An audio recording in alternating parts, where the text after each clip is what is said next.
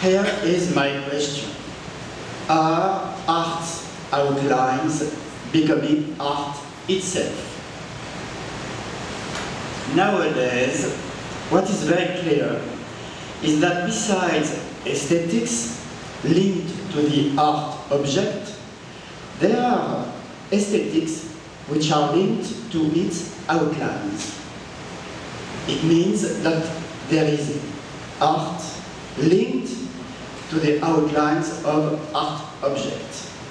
And by outlines, I mean the architectural, social, and ideological context surrounding the works of art. So now, art is more present in these social contexts than inside the object which is presented by the artist. And the first example in this story is the bottle dryer of Marcel Duchamp. A bottle dryer that Marcel Duchamp presented to get the bottle dryer gets a singular status because Marcel Duchamp presented it in a cultural context. As a matter of fact, the bottle dryer itself cannot be considered as a work of art. It's not artistic, and for several reasons. First reason, you know that, of course, I hope, but you are very young students, so perhaps you don't know, but bottle dryers are in all the museums in the world, but these bottle dryers cannot be considered as work of art. And the first reason is that the bottle dryer is an industrial object. Marcel Duchamp did not interfere on this bottle dryer. It was chosen by Marcel Duchamp for its banality. And he bought it in a store, exactly as anyone could do. Anyone could have bought a bottle dryer like this one. The bottle dryer is not a work of art for a second reason. In 1914, Marcel Duchamp bought his first bottle dryer, and this bottle dryer was thrown in the garbage by Marcel Duchamp's family. They didn't care about the bottle dryer, and Marcel Duchamp did not care to know that his first bottle dryer was in the garbage. It was not important for him. So usually works of art, of course, cannot be thrown in the garbage. And the third reason is that the bottle dryer itself is easily interchangeable. Usually works of art cannot be interchangeable. If you lose a Picasso, it's finished, you cannot find it in another place. But you have to know that with the story of the bottle dryer, Robert Rauschenberg, for example, purchased his bottle dryer in 1960. He showed it to Marcel Duchamp, and when Marcel Duchamp saw the bottle dryer, he signed the bottle dryer given by Robert Rauschenberg, and so he signed it exactly as if it was his own ready-made work. And the bottle dryer bought by Rauschenberg is now in the catalogue raisonné of Marcel Duchamp. So this object is completely interchangeable. A work of art usually cannot be interchangeable.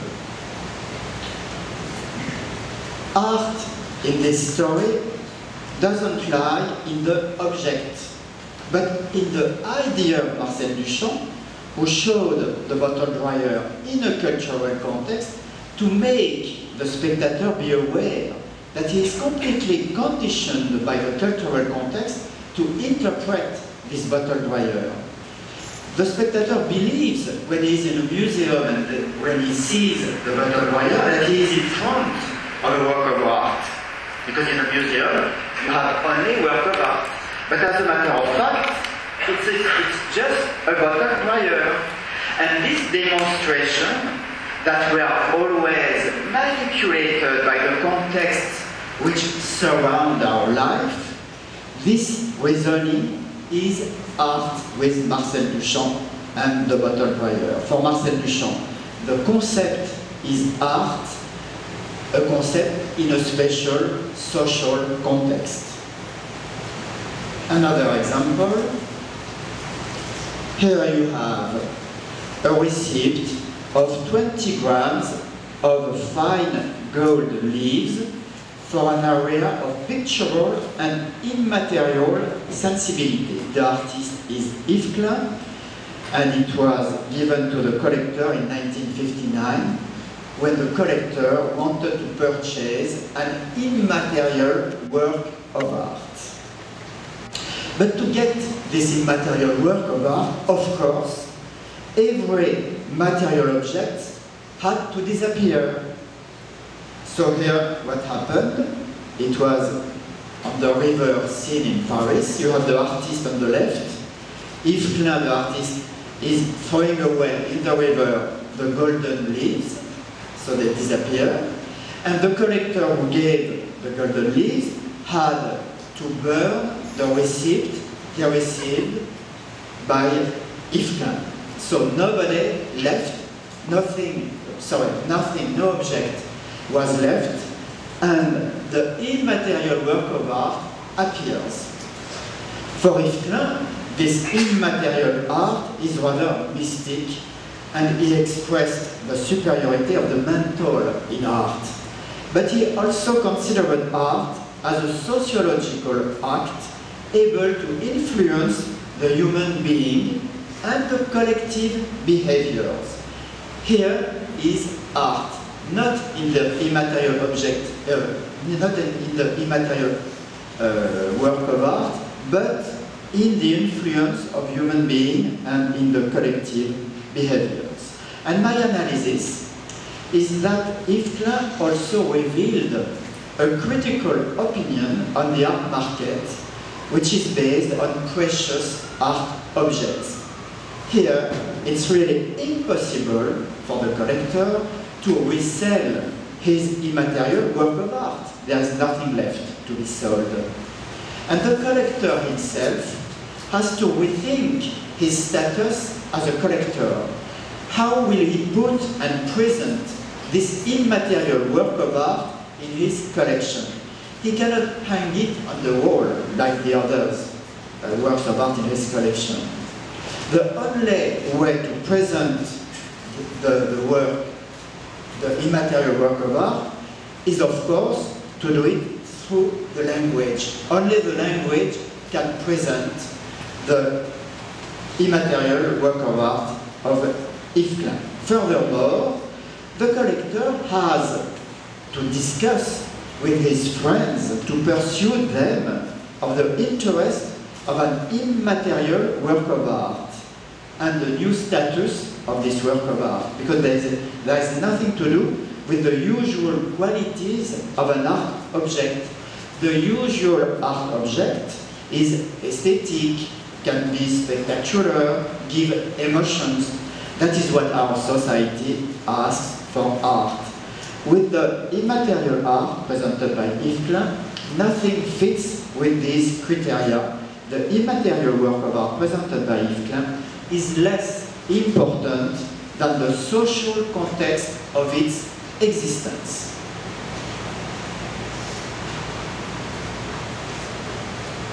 The piece of Daniel Buren is only the stripped cloth, which is hidden by the picture of Picabia that you can see on the left. But of course, the picture of Picabia is covering completely the piece of cloth of Daniel Buren when the picture of Picabia is put back on the wall. So this piece of cloth of Daniel Buren can never be seen by the visitors of the exhibition in our National Museum of Modern Art, the Centre Pompidou.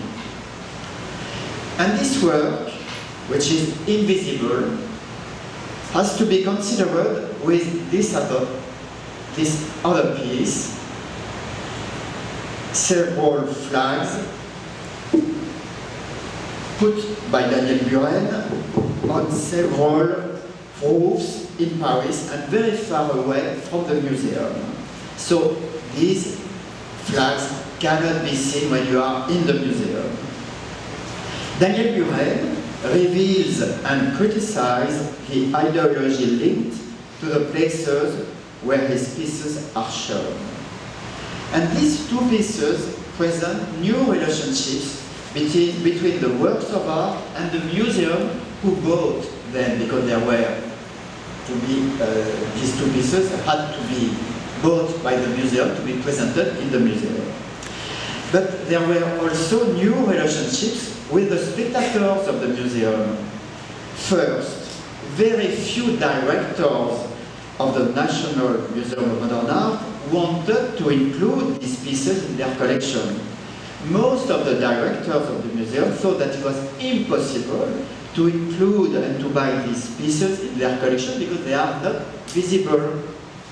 The first collector who wanted absolutely these pieces in the collection had to pursue the majority of the cut directors who did not want to buy them. The second point, which is important, is that the visitors in the museum know that there are pieces by Daniel Buren in the museum, but they don't know where they are. So they have to change they have to change the way they see the works of art. Usually they just see them on the walls. Here they have to drive them out during their visit. The two pieces are not visually obvious. So this one cannot be seen, or this one can be only seen with a telescope. And in the museum, you even don't know where in the telescope to see these flags. So it's not so easy to find it. And the second one, you have to trust the second label you see under the label for Francis Picabia. The first one just informs that there is a picture of Picabia on the left. And the second label informs that underneath, that you cannot see, there is the piece of Daniel Buren.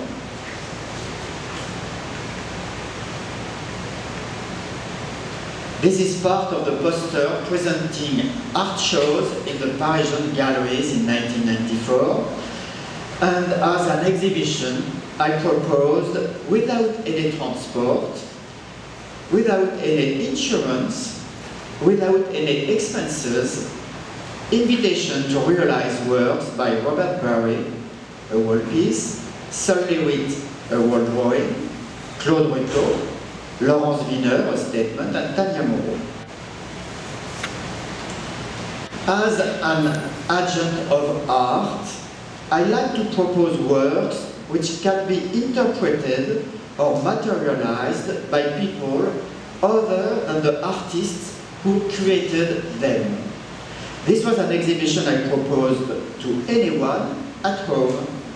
The realization of these pieces, which came from my collection, did not need any participation of the artists, and I did not interfere in for their realization. They were casual pieces, very simple to carry out. Each piece existed with different forms and in different places in the same time, but just for a while. And my purpose was to stimulate my interlocutors to create themselves with their own ideas. They were independent of the artist's choices and independent of my own choices as the owner of these pieces. Here you have 4 invitation cards, but in fact there were 8 invitation cards. So as you can see on the first one, Paul Mens invites you to an exhibition by Robert Barry at Art and Project in Amsterdam during the month of November 1972. We received this card in October. We know that Paul Mens is in Cologne in Germany, and what is announced is an exhibition in another country, in Amsterdam, in Holland, and the next month in November. So we knew that we had to wait until November to see the exhibition. But in November, we received the second invitation card by Art and Project, who announced that the exhibition will be located at Jack Van Leer Gallery the next month in December and in London. So we thought it was in Holland. It's not in Holland. It is in United Kingdom. And in December, we received the third invitation card by Jack Van Leer, who announced that the exhibition would be located at Leo Castelli in New York in January. And it's always the same. The month later, in January, we received an invitation card by Leo Castelli Gallery, who announced the exhibition, which will be located at Yves Olymper Gallery in February in Paris. So you see, each month there was a new exhibition which was announced. The four other galleries are MTL Gallery, Toselli Gallery, Véron Gallery, and back to Paul Men's Gallery. Each month and in another country, but as a matter of fact, the exhibition never took place. The exhibition never existed. We only were invited each month to mentally follow the travel of the artist Robert Barry when he visits his galleries all around the world during 1 year. So with Robert Barry, there was nothing to be seen, and here is what I proposed in this group show catalogue. I have nothing to show, and I am showing it. This announcement was my participation to a group show of artists, and with this announcement I wanted to explain that I could not propose any concrete or material work of art for this exhibition because I am not interested anymore in art objects. Usually it's not possible to interfere on art objects, and personally I like to interfere on the works of art. What interests me is to elaborate a collaboration with an artist to product an immaterial work of art which can be put in practice, like a discussion with the artist, a comportment or an attitude that I can have in my life with or without the artist. So for this exhibition, I had nothing to show, and I wanted to express that this was an exhibition of art objects. I didn't want to present art objects, and my announcement was a personal show inside the catalogue.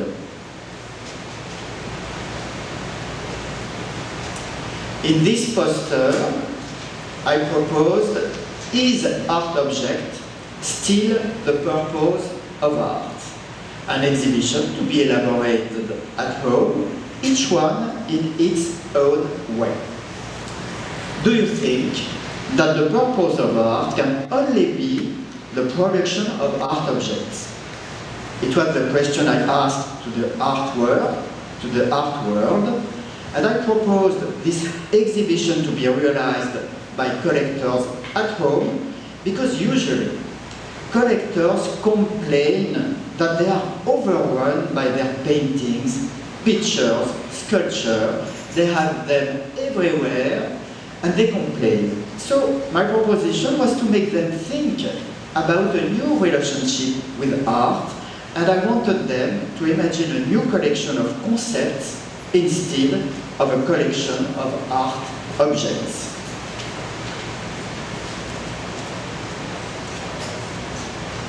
Art is of minor importance. If you look all over the world, I'm sure that you will think that there are many priorities before you consider art production. Before art, the most important things in life are human, political, economic issues. It's the reason why I put this piece by the artist Miguel Eguenia on the window of my apartment, which was located in the district of the galleries, and in front of our National Museum of Modern Art. So it was a district where you have many galleries, and we have our Centre Pompidou. In these streets of this cultural area, the passers-by, usually completely devoted to art, had to think about this announcement: art is of minor importance. And here we are in front of the Centre Pompidou, National Museum of Modern Art. Art against AIDS is useless, put condoms. In 1995, this artist proposed this banner as a work of art because at that time the art world used to organize public sales, festivities and dinner to get some money for medical research against AIDS. And with this banner, Olivier Blanquart wanted to remind us that the essential point was not to organize festivities to get money, but really to protect ourselves against the disease. This banner was not considered as a work of this banner was considered as a work of art, but it did not like it.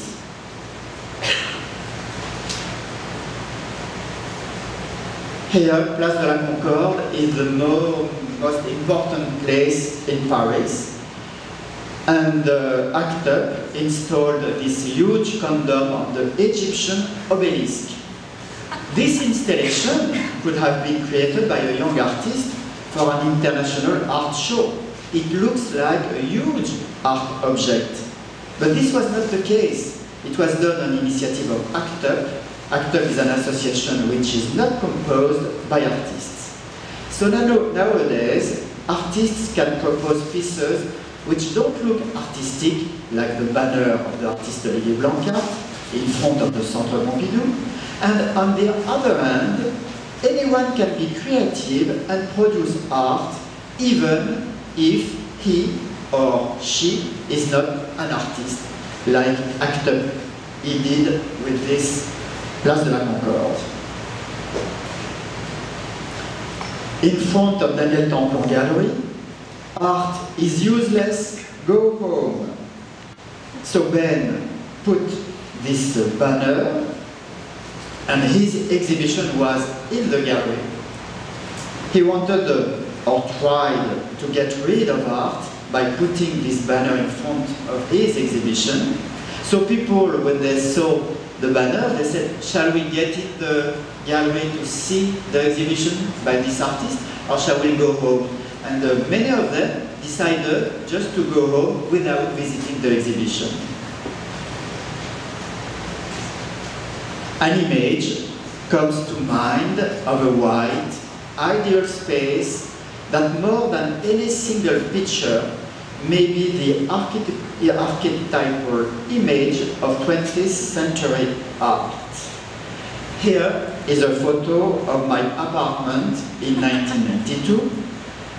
In the 70s, Brian O'Doherty used to criticize the white cube in our galleries and museums, but personally, I like empty spaces, and as a collector, I chose to live in this white space, because in my mind, art is not only composed with objects.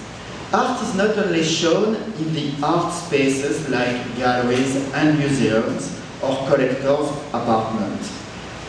Art has to be included in the real life outside the galleries, outside the museum, outside my apartment.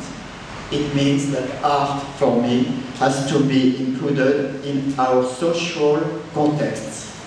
So I have no works of art to be seen in my art agency, which is also my apartment, because as an art collector and as an agent of art, I prefer a nice environment and I prefer a beautiful lifestyle to any art object. Thank you for your attention.